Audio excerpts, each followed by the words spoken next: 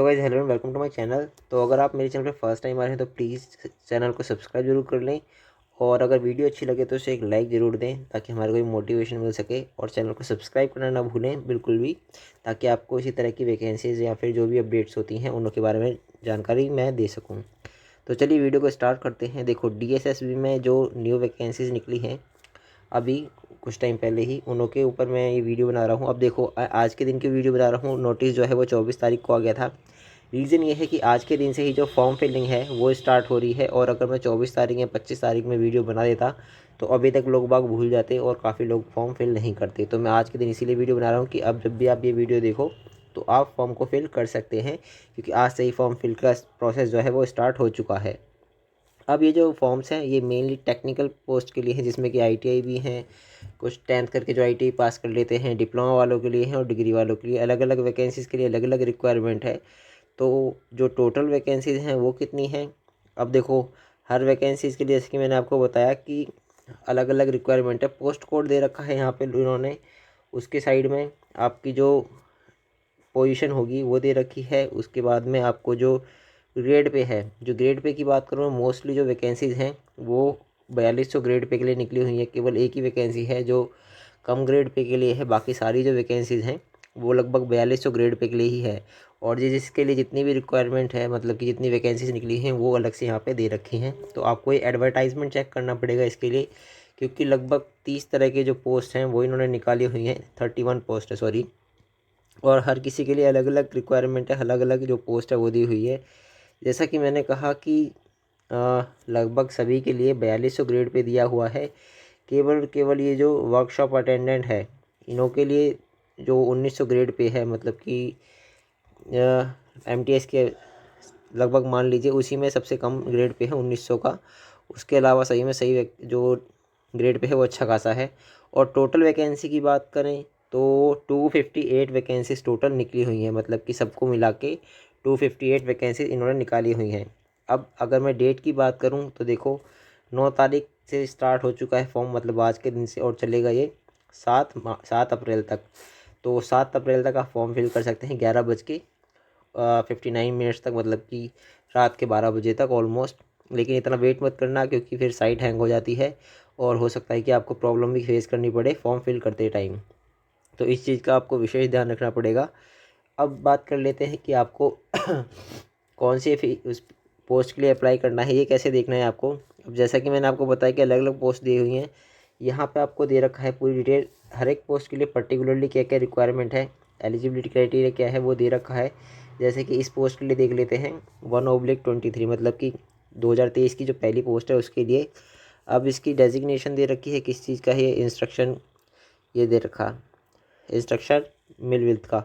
अब इसमें जो टोटल वैकेंसीज हैं वो दे रखी हैं कितनी कितनी किस चीज़ के लिए चाहिए, और जो रिक्वायरमेंट है वो क्या है इसके लिए। वो चाहिए इसके अंदर जो डिप्लोमा होना चाहिए, 3 इयर्स का diploma in mechanical engineering, and 1-2 साल का एक्सपीरियंस भी इसमें मांगा गया, चाहे टीचिंग में हो या फिर हो चाहे किसी उसमें वर्कशॉप में या फिर किसी भी इंडस्ट्री का आपका एक्सपीरियंस होना चाहिए, लेकिन वो 2 साल का होना चाहिए।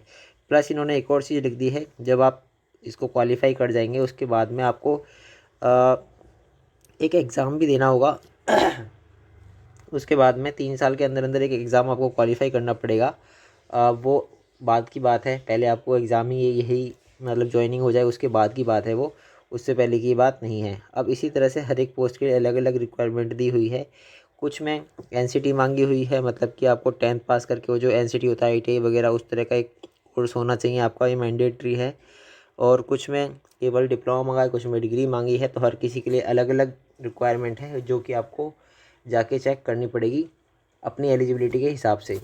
और इसकी जो पोस्टिंग होगी वो केवल दिल्ली के अंदर होगी, क्योंकि ये दिल्ली की जॉब है, दिल्ली की है, तो केवल दिल्ली के अंदर ही है इसकी जो ज्वाइनिंग आपको मिलेगी। कहीं आप सोचें कि बाहर मिल सकती है, नहीं, केवल ये दिल्ली स्टेट के लिए है, तो आपको यहीं पर जो इसकी जो ज्वाइनिंग है वो मिलेगी। अब इसमें एलिजिबिलिटी जैसा कि मैंने आपको बता ही दिया, हर एक पोस्ट के लिए अलग अलग एलिजिबिलिटी क्राइटेरिया है, तो आपको वो जाके चेक करना पड़ेगा और उसी के अकॉर्डिंग आपको अप्लाई भी करना पड़ेगा। अब आते हैं कि अप्लाई आपको कैसे करना है।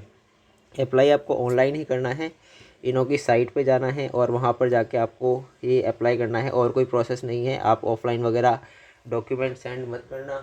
आपके जो प्रोसेस है वो मतलब कि कोई फ़ायदा नहीं होगा उसका। केवल और केवल एक ही प्रोसेस इन्होंने दिया हुआ है, केवल ऑनलाइन जो फॉर्म फिलिंग का है वो। बाकी डेट मैंने आपको बताई दी है, 9 से लेके 11 तारीख तक आपकी जो डेट है, 9 मार्च से लेके 11 तारीख तक आपको अप्लाई करना है। अब फ़ीस आते हैं, फ़ीस कितनी होगी। जो जनरल कैंडिडेट हैं उनों के लिए 100 रुपीज़ जो फ़ीस है वो रखी गई है, मतलब कि जनरल है भी, मेन जो मेल कैंडिडेट हैं उनों के लिए। बाकी सभी को एग्जाम्प्ट कर दिया गया है, सबको लिए फ़ीस माफ़ कर दी गई है। तो जैसा कि एसएससी में होता है उसी तरीके से इन्होंने रखा है। अब आते हैं मेन चीज़ जो सबसे ज़रूरी होती है किसी भी कैंडिडेट के लिए, वो क्या है, वो है एग्ज़ाम का जो पैटर्न होगा वो कैसा रहेगा। सभी के लिए सेम पैटर्न है, केवल और केवल एक टायर होगा, मतलब कि एक ही बार आपको एग्ज़ाम देना है। कंप्यूटर बेस्ड एग्ज़ाम होगा और उसके अंदर 2 सेक्शंस होंगे। एक होगा जो नॉन कोर होगा और एक होगा कोर, मतलब कि कोर मतलब आपके जो फील्ड से रिलेटेड है वो, और एक होगा जो इसमें सब कुछ मिक्स आएगा, जिसमें कि मैथ हो गया, रीजनिंग हो गया और इंग्लिश हो गया, जीके हो गया, ये सभी आएगा। अब उसमें जो इसमें जो मिक्स वाला जो होगा, जो सेक्शन ए होगा, उसके अंदर 20 क्वेश्चन आएंगे, जीके, रीजनिंग, इंग्लिश और जीएस से रिलेटेड। और जो कोर होगा उसके अंदर 180 क्वेश्चन आएंगे 100 मार्क्स के लिए। सॉरी, इसमें मार्क्स का दिया हुआ है, मार्क्स जो होंगे सेक्शन ए में वो 20 मार्क्स का होगा, और जो सेक्शन 2 होगा वो 100 मार्क्स का होगा। अब इन्होंने एक चीज़ और कर दी है इसके अंदर कि कैंडिडेट्स जो है क्वालिफाई करें अच्छे से, उसके लिए इन्होंने क्राइटेरिया रख दिया है कि क्वालिफाइंग सेक्शन रख दिया है, मतलब कि आपको 30%, 1 मिनट में आपको दिखाता हूँ।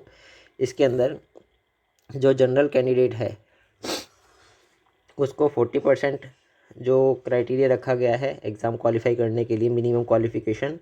ओबीसी के लिए 35% और एससी एसटी के लिए 30% का मिनिमम आपको इतने मार्क्स लाने ही पड़ेंगे। इसके नीचे अगर आप मार्क्स लाते हैं तो आप क्वालिफाई नहीं कर पाएंगे, और जो कट ऑफ जाएगी वो तो इससे ऊपर ही जाएगी, लेकिन मिनिमम क्वालिफ़िकेशन इतना ही होना चाहिए।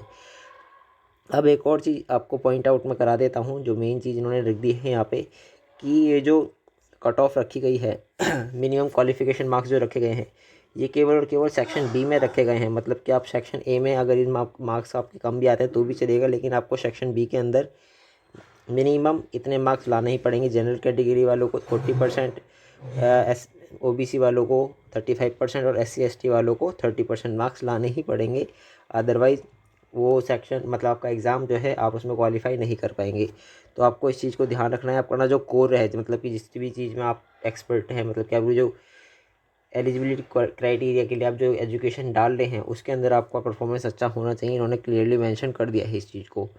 और इसके अलावा जो एज रिलैक्सेशन होगी वो तो जो नॉर्मल होती है उसी के अकॉर्डिंग होगी, जो नॉर्मल गवर्नमेंट्स के रूल हैं उसी के अकॉर्डिंग आपको एज रिलैक्सेशन दी जाएगी।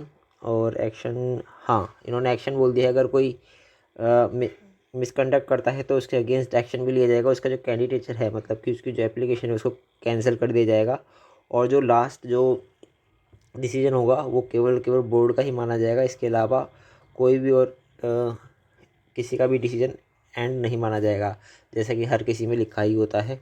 तो ये ओवरऑल मैंने आपको एक ओवरव्यू दे दिया है। अब आपको क्या करना है, आपकी एलिजिबिलिटी के अकॉर्डिंग, मतलब आपको जाके पीडीएफ चेक करनी है, साइट पे जाके आपको पीडीएफ डाउनलोड कर लेनी है, और वहाँ से जाके आपको अपना जो जो एजुकेशन क्वालिफिकेशन है उसके अकॉर्डिंग आपको फॉर्म फिल कर लेना है।